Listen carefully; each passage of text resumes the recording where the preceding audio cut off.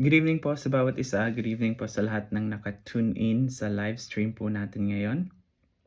Tonight's midweek service is online and we are listening from the comfort of our different places. Pwedeng nasa bahay mo or kwarto mo ikaw ngayon.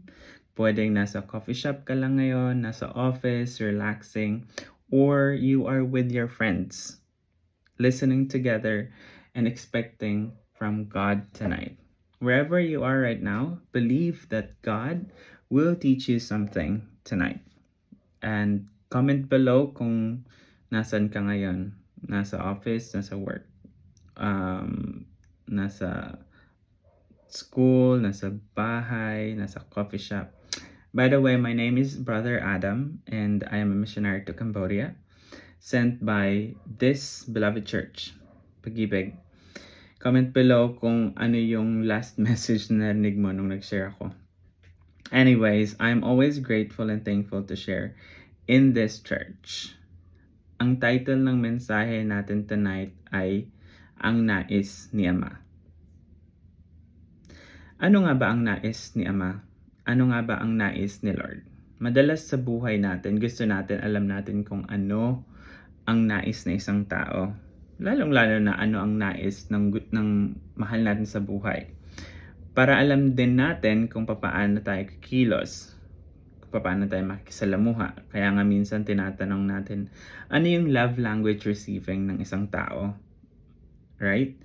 Ano yung love language receiving ng isa nating kaibigan or isa nating mahal sa buhay? Kasi importante sa atin na alam natin kung paano tayo makikisalamuha sa kanila. Ngayong gabi, we will know more about what God wants from us. Baka kasi we are doing everything tapos nagpa-fall short pala lahat ng effort natin. Kasi hindi naman yun yung nais niya. Comment below kung ikaw yung nag-effort pero kulang pa. Kung nag-effort ka na pero kulang pa. Or yung ginawa mo naman yung lahat pero wala pa din. You can comment below. Sabihin mo ako yun. Or minsan kasi, angle natin yung nakikita natin. Perspective natin yung workout natin. POV natin yung madalas vina-value natin. Ang ending, hindi pala yun yung nais nila. Hindi pala yun yung nais niya. Hindi pala yun yung nais ni Ama. From Micah chapter 6 verses 6 to 8, sabi doon, with what shall I come before the Lord and bow down before the exalted God? Shall I come before him with burnt offerings, with calves a year old? Will the Lord be pleased with thousands of rams, with 10,000 rivers of olive oil? Shall I offer my firstborn for my transgression, the fruit of my body for the sin of my soul? He has shown you, O mortal, what is good, and what does the Lord require of you? To act justly and to love mercy, to walk humbly with your God. Sa Tagalog po, sabi doon, ano ang dapat kong dalhin sa aking pagsamba kay Yahweh, ang Diyos ng kalangitan?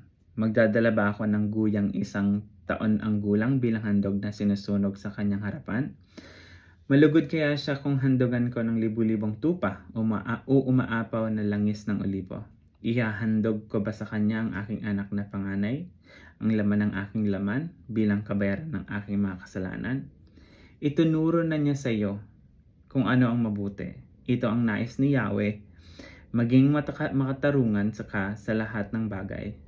Patuloy mong mahalin ang iyong kapwa at buong pagpapakumbabang sumunod ka sa iyong Diyos. Ulitin po natin yung verse 8. Itinuro na niya sa iyo kung ano ang mabuti.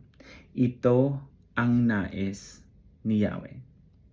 Maging makatarungan ka sa lahat ng bagay. Patuloy mong mahalin ang iyong kapwa at buong pagpapakumbabang sumunod ka sa iyong Diyos. Let's pray.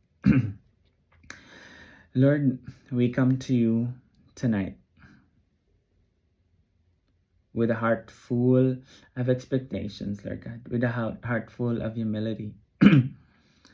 Lord, open our minds, Lord God, ears, Lord God, to receive from you tonight. Lord, allow the Spirit to reveal things, Lord God, as we listen to your message, that we might have heard this verse before, but there will be new revelations upon revelations tonight. Lord, I'm also praying that you would hide me behind you, na ang tanging salita mo, Panginoon, ang marinig, Panginoon, na mga naka-tune in, Panginoon, sa live stream ngayong gabi. Maraming salamat po, Panginoon. Sa iyo ang lahat ng papuri at pasalamat sa pangalan ni Jesus. Amen. So what a powerful passage in the Bible. Actually, I think ito yung pinaka-tema ng buong passage, ng buong chapter, or buong book. Kaya if mapapansin natin, isa talaga to sa mga famous na verse. May funny story ako. A little bit of a story. Nung una ko narinig yung verse na to, yung specifically Micah 6:8, I wanted these things, these phrases or words in this verse to be the name of my kids in the future. For example, sabi doon sa verse 8, act justly. So I wanted my son to be named Act Justly, like AJ. Love mercy for my daughter, like Mercy, or to walk humbly. But for sure, I cannot decide on my own now, and have to consider my wife as well on that. So probably upon recollection, just thinking na probably if I name my kids like this, it will be a constant reminder of me, or a constant reminder for me of what the Lord requires, kung ano yung nais ng Panginoon. So, yeah. Yun yung noong una ko narinig yung verse na to. Actually, very famous talaga. Pero, kailangan nating malaman sino nga ba si Micah at ano ang pinaka-context ng passage na ito. Bali, yung buong chapter 6 talaga, this is the Lord's case against Israel. The Lord is explaining and wanting Israel to remember situations upon situations. Kung paano sila ginaid ng Panginoon, and yet, madami silang complaints. If you go back to verses 3 to 5, sinasabi doon, my people, what have I done to you? How have I burdened you? Answer me. I brought you up out of Egypt and redeemed you from the land of slavery. I sent Moses to lead you, also Aaron and Miriam. My people, remember what Balak king of Moab plotted, and what Balaam son of Beor answered. Remember your journey from Shittim to Gilgal, that you may know the righteous acts of the Lord. So after this, ito ang mga sumunod na mga verses. Yung sa verse 8.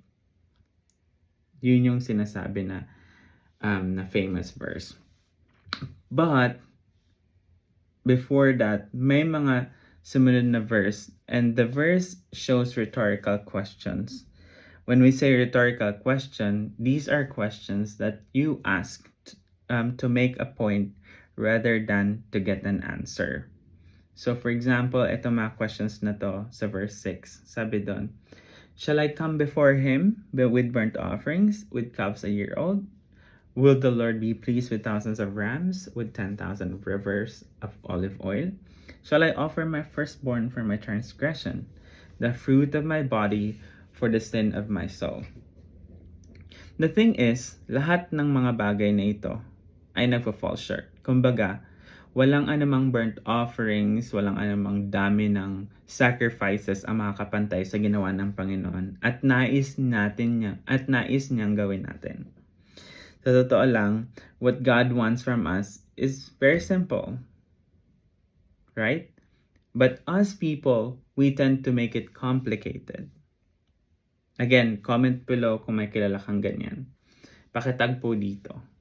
Joke lang po. So, we tend to make things complicated. Right? Halimbawa na lang, ang dami nating rituals. Ang religion, ang daming do's and don'ts. Pero minsan, The sad thing is, yung leader mismo yung hindi sumusunod. And marami pang iba, marami pang example. And I want to focus on this part. What we think God wants. Yun yung nasa isip natin. Probably, mag-o-offer ako sa Panginoon. Probably, I will sacrifice something for God. Probably, ito yung pinaka-best na offer. Yun yung angle, yun yung perspective, yun yung thought natin that God wants us to do. Right? I remember noon, I think it was my 3rd year to 5th year of being a Christian. Every time I would make a mistake or I would make mistakes, sasabihin ko sa Panginoon, Lord, magbabasa ako ng word niyo ng mas marami. Or, Lord, mag-share ako ng mas marami. Something like that. Like, I'm trying to offer something to God to patch my mistakes. Mga ganon. But the truth is, whatever we do, it won't suffice. Diba? Parang hindi yun sasapat.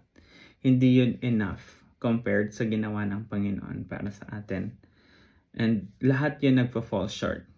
Especially if we're thinking na kaya nating tapatan, 'di ba?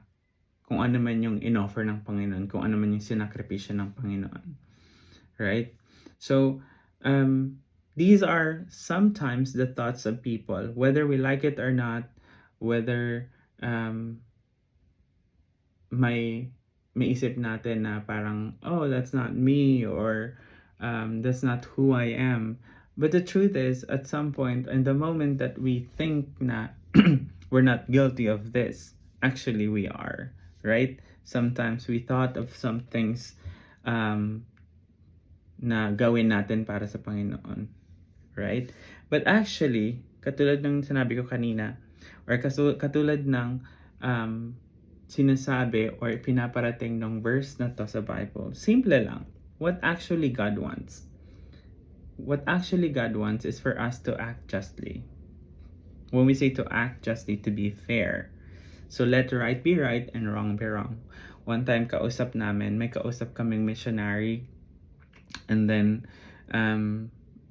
bigla na lang niyang sinabi upon our conversation, sabi niya, nowadays, a lot of people tries to make right wrong and then wrong right. Parang yun yung, that's where the direction is going. That's where the world is going. Na lahat natitwist. Lahat ng true, or yung mga truth natitwist. Na yung wrong dati, tama na ngayon. Tapos yung tama ngayon, wrong naman na. So, but in the Lord's sight, it doesn't change. So, what actually God wants is that we are fair. We let right to be right and wrong to be wrong. We don't show favoritism. We don't think of position or power, but rather we act justly. We seek justice, or we do justice. The next that God wants is that we love mercy. In other versions of the Bible, it shows grace. When we love mercy, that means we go beyond. We go beyond what is ordinary. We go beyond what is normal. We understand the undeserved grace. My personal understanding, or I'm not sure if we can call that principle, but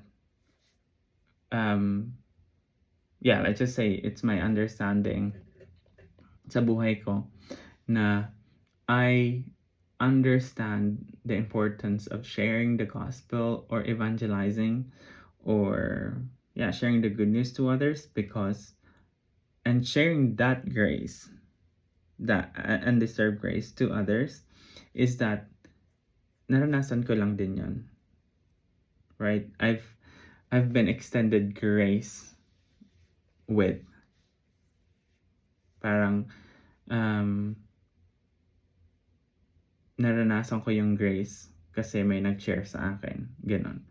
So, and there's actually beyond that and more explanation to that. Pero the simple explanation is that um, we experience what grace is. We experience mercy or people being merciful unto us.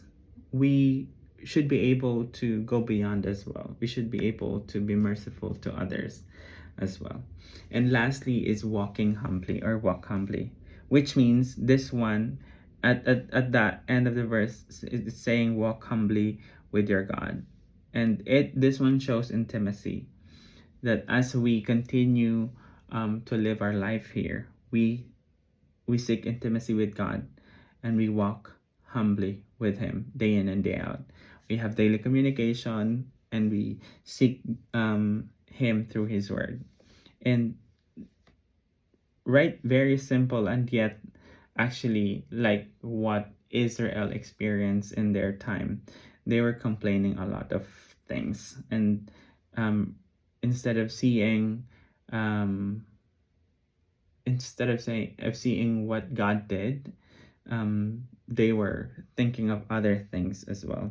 But what actually God wants is this, simple as this, to do justice, to be merciful, or to be gracious, and then to walk humbly. And I have here on my presentation like a table comparison between what we think God wants versus what actually God wants. What we think God wants are offerings, sacrifices, and conditions. But what actually God wants is for us to be fair, to be gracious, and be humble. And by doing so, we would be able to witness and share the gospel, the good news as well. And the last part of this message is that we have an invitation to take, the invitation to think about, such as we should stop trying to make up for our sins with our religious things. Rather, we ask God to forgive and obey Him.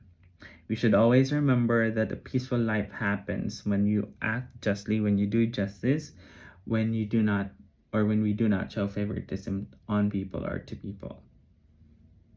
Next is being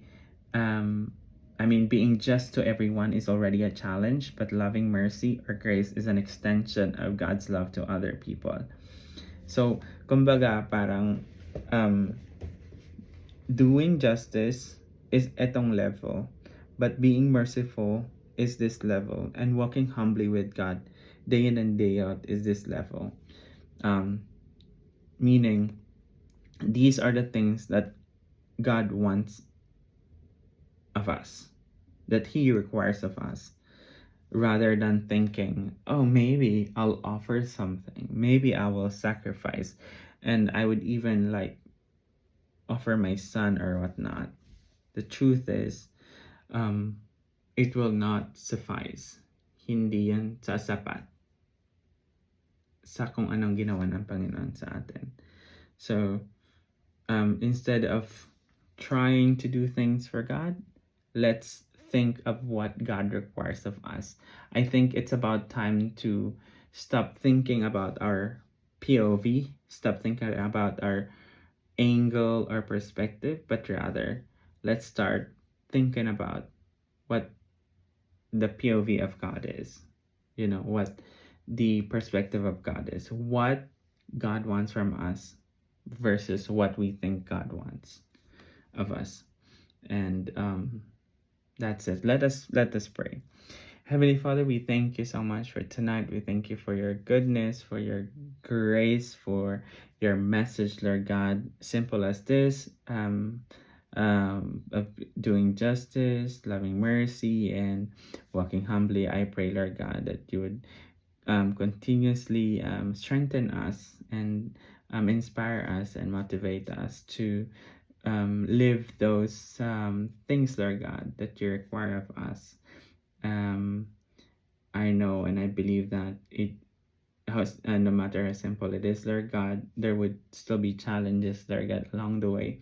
But I pray, Lord God, that each of the listeners, or each of those people, Lord God, who are listening tonight or tuning in tonight, that we or they would have the desire to just glorify you no matter what, and that all of us would start thinking on your point of view, rather than us thinking what would please you and all that things, Lord God. Father, thank you for your revelation. Thank you for um, your message tonight, and may you be glorified um, in this. And may you also be glorified as we live life, Lord God, um, according to what you want, according to what you require of us. This is all we pray in Jesus' name. Amen and amen.